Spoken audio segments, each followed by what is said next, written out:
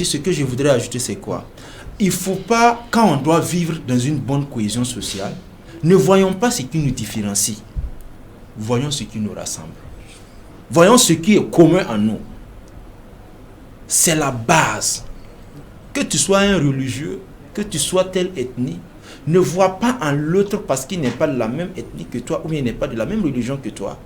Que tu vois une autre personne différente, une personne que tu dois haïr ou ne pas donner de l'amour, il faut donner de l'amour pour tous. Dieu est amour. Et si nous croyons vraiment que nous avons été créés par ce Dieu qui est amour, c'est pour cela quand il veut pleuvoir, il pleut sur les méchants, il pleut sur les bons. C'est ça. Mais nous, prenons exemple quand même. Pourquoi je dois dire que s'il y a des opportunités, même souvent dans les services, ça se retrouve, s'il y a des opportunités, je dis, bon, je vais voir, est-ce que c'est pas tel, il faut voir les gens de ma famille ou de mon ethnie pour venir. Donc, on ne parle plus de continent africain, on ne parle plus d'un développement où on diversifie, mais on parle toujours, c'est de l'écocentrisme. Une différence sociale. Qui ne dit pas son nom, mais qui fait du mal à l'Afrique.